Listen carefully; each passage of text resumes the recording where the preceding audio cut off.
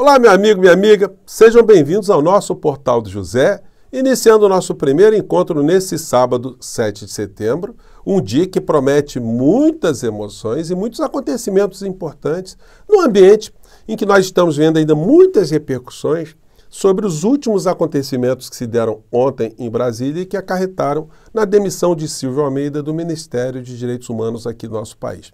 Eu vou trazer as atualizações desse episódio aqui no nosso portal de hoje, fazer também algumas pontuações sobre o aspecto jurídico e jornalístico e também projetar aqui com vocês algumas situações que podem acontecer se essa gente que faz parte de um Orcrim aqui no nosso país, no ambiente da política, executar aquilo que eles estão dizendo que irão fazer. Eles podem estar selando definitivamente a ida de muitos deles para Papuda, Bangu 8 ou a Colmeia. Bom, vou conversar com vocês sobre essas situações todas, mas antes de mais nada, é sempre muito importante convidar você que não conhecia o nosso portal, está chegando agora, para que você se inscreva aqui conosco, dê o clique aí no cantinho da sua tela, conheça também os nossos outros vídeos. Se você gostar, compartilhe, recomende.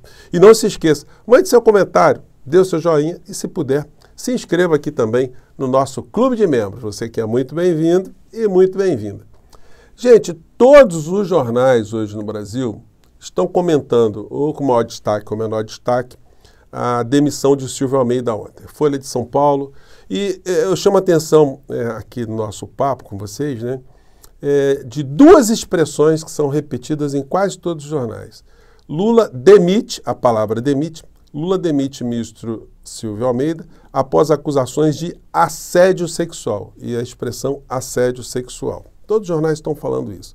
O Globo, em caixa alta, tem a manchete principal, Jornal Tempo, Jornal Zero Hora, vários jornais. Aqui o Jornal Correio coloca aqui a capa, né, principal aqui o Silvio Almeida, né?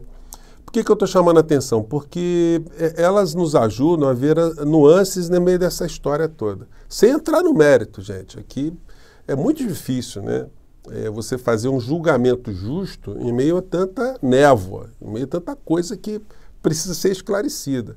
Nós que somos do campo da racionalidade, do mundo do direito, nós que ponderamos as situações, nós temos que aguardar os fatos virem à tona.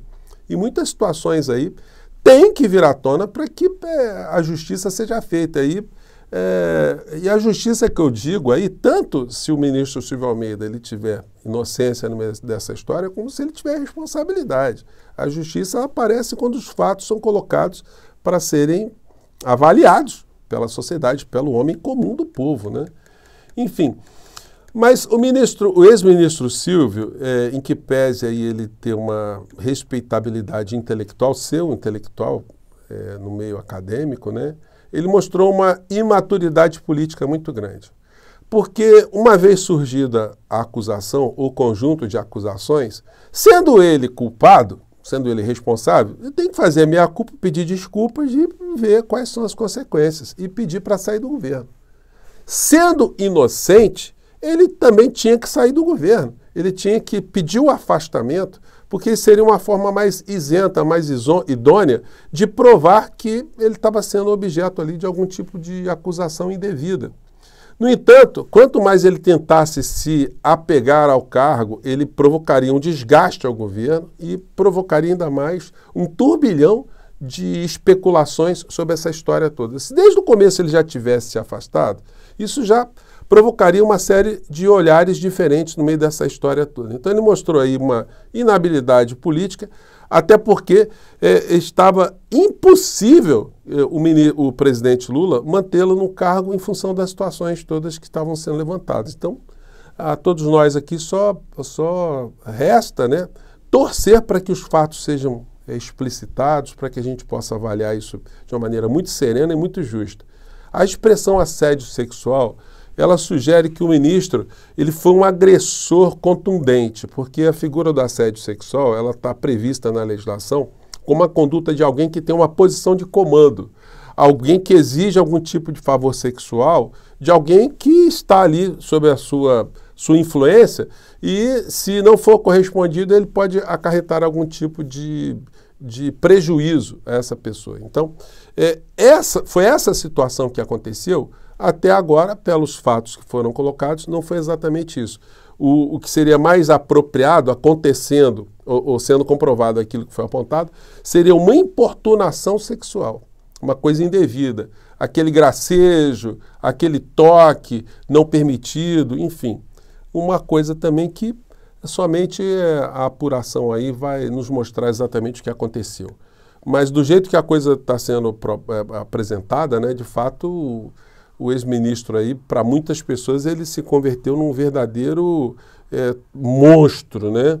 E a coisa nessa dimensão é uma coisa que precisa ser bem elucidada, porque isso acaba com a vida de uma pessoa, né? O cara receber esse rótulo é um negócio muito complicado, né? Nós vamos acompanhar e vamos trazer mais informações sobre isso. Bom, fato do dia. Polícia Federal está prestes a concluir inquérito sobre tentativa de golpe pelos ataques ocorridos em 8 de janeiro. Então, gente, a Polícia Federal está esperando só a cereja do bolo. Porque nós já sabemos que essa gente toda, os membros dessa orquinha, atuaram contra a nossa democracia, contra as instituições aqui no nosso país. E nós não sabemos por que o inquérito ainda não foi concluído e agora a Polícia Federal vai ter uma grande oportunidade. Porque nesse 7 de setembro estão projetadas aí uma série de situações que comprovam que nós tivemos um Orcrim de golpistas, além de serem também membros de um Orcrim de ladrões de joias. Além de Bolsonaro e Malafaia, saiba quem discursará no ato do 7 de setembro, né? Então aqui eles colocaram aqui algumas figuras, né, que vão fazer uso da palavra segundo a matéria. Os deputados Bia Kicis, que está sendo apontada também como uma bandida no meio dessa história toda, uma golpista.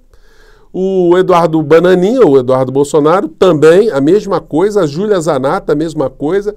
Gustavo Gayer e Nicolas Ferreira. Todos eles ali estão envolvidos nessas apurações que apontaram o que aconteceu no dia 8 de janeiro, né?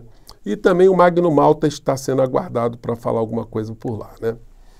Bom, e o Bolsonaro que andou acovardado durante esses últimos dias, ontem ele andou dando uma entrevista e soltou o verbo, né? Ele está ali dando as últimas cerejas para o bolo que a Polícia Federal está montando, está realizando ali, para que Paulo Gonet possa fazer a acusação derradeira, né? Que vai remeter essa gente toda para a cadeia.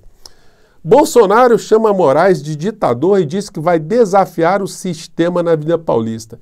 É uma cretinice tão grande, algumas pessoas ainda acreditarem que o Bolsonaro desafia o sistema. Que sistema ele desafiou? Ele desafiou o sistema financeiro aqui no nosso país, desafiou o agronegócio, os interesses internacionais, os grandes veículos de comunicação. Alguém teve algum prejuízo aqui no nosso país? Alguém perdeu algum tipo de privilégio aqui no nosso país?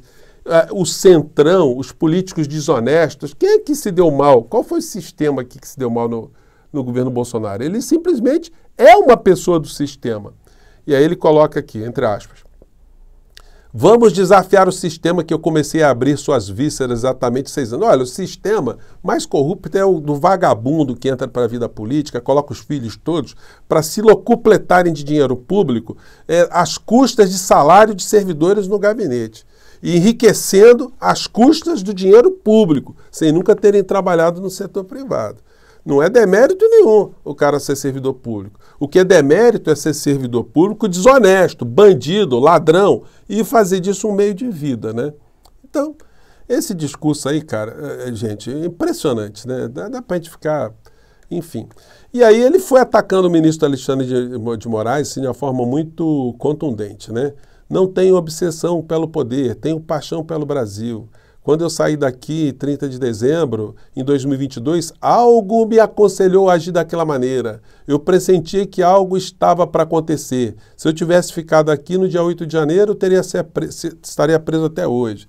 Enfim, ele está aí tentando, mais uma vez, se antagonizar com o ministro Alexandre de Moraes. Daí a importância do Paulo Gonet. Porque se essa história já tivesse avançada, se o Bolsonaro já estivesse sendo julgado pelo Supremo Tribunal Federal, uma condenação colegiada dos ministros no Supremo Tribunal Federal esvaziaria esse tipo de discurso infame que ele faz.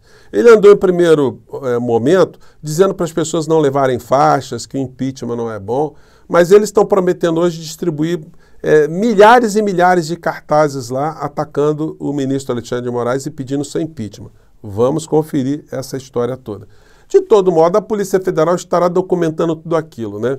Bom, eu sei que vocês não gostam, mas é muito importante a gente guardar alguns registros aqui da fala infame da criatura para vocês verem, até para a gente, de repente, eles tiram do ar, né? E a gente guarda isso aí, quem sabe a gente pode ajudar nesse processo todo, mandando lá para a PGR, caso sumam essas provas aqui do que a criatura diz. Vamos acompanhar aqui para vocês saberem do que eu estou falando. Vamos lá. Do Rio de Janeiro, no Morro do Alemão. É uma covardia, cara, comigo. A mesma coisa, Venezuela, Nicarágua, é coisa de republiqueta. Não me tornar inelegível porque acharam dinheiro da cueca, em malas, nem eu não fiz desfalque em nenhuma estatal. Eu fiz, tinha que fazer. Agora, aproveitar o momento, abuso de poder político. O que eu ganhei me reunindo com embaixadores. Não tive nenhum. Inelegível por causa disso é pessoal do senhor Alexandre de Moraes. Então, é o seguinte, até rápida aqui a fala, né? Mas ele fala qual o ganho político que eu tive. Ainda bem que não teve ganho, um ganho derradeiro, né? Porque senão ele estaria na presidência da República, eu não estaria aqui falando com vocês. Nós estaríamos com a Orcrim comandando aqui nosso país. Ele acha que, pelo fato dele não ter conseguido o resultado, que o crime está abolido, que não houve crime, né? Como o ladrão que tenta assaltar um banco e não consegue. Ele faz um monte de coisa, sai, não leva o dinheiro e fala... Eu não tive benefício nenhum. E o assalto, por acaso, ele é desconsiderado pelo direito? É exatamente isso, gente. E foi fazendo mais agressões a Alexandre de Moraes, né? Vamos pegar aqui mais um trechinho. Deixa eu ver isso aqui. Nós não estamos comemorando a nossa independência. É uma vergonha falar independência onde o povo não tem liberdade. E se alguém achar que eu estou mentindo, reclame no X. É muito simples, reclame no X. Bolsonaro. Cada vez mais perdemos liberdade do Brasil. É uma pessoa autoritária que está aí, cresce o movimento de impeachment, não adianta contarmos no momento com o presidente do Senado, que é uma vergonha, o atual presidente do Senado é uma vergonha em todos os aspectos, uma pessoa que não está preocupada com o Brasil, sim, consigo próprio, e tem que haver pressão popular para que as coisas resolvam. O que a gente quer é que cada poder tenha a sua devida estatura, não pode. Então é o seguinte, tem mais falas aí, mas eu vou poupar vocês, sei que vocês não gostam, né? O que acontece é o seguinte, gente. Ele simplesmente está sublinhando que tudo aquilo que está no inquérito da Polícia Federal, tentativa do golpe do dia 8 de janeiro, enfim, está tudo materializado e ele personaliza o comportamento que o ministro Alexandre de Moraes está fazendo em relação a esses criminosos todos como sendo uma coisa pessoal, e não é. Daí a importância de Paulo Gonet fazer logo a denúncia para que o conjunto dos ministros do Supremo Tribunal Federal julguem a criatura e mande para a cadeia o mais rapidamente possível, para ele parar de atordoar a nossa sanidade mental, nossa paz de espírito e ficar ainda atuando contra a democracia, contra as instituições aqui no nosso país. Então, senhor Paulo Gonet, que hoje seja um dia derradeiro para o senhor e para a Polícia Federal também, né? Colocarem ali as últimas pecinhas dentro desse quebra-cabeça que nós todos sabemos qual é o formato final. Gente, eu fico por aqui e mais tarde eu volto para repercutir o que foi esse dia dessa gente toda, né? O que eles fizeram, o que deixaram de fazer. Bom, fico por aqui, um grande abraço, até o nosso próximo encontro. Tchau!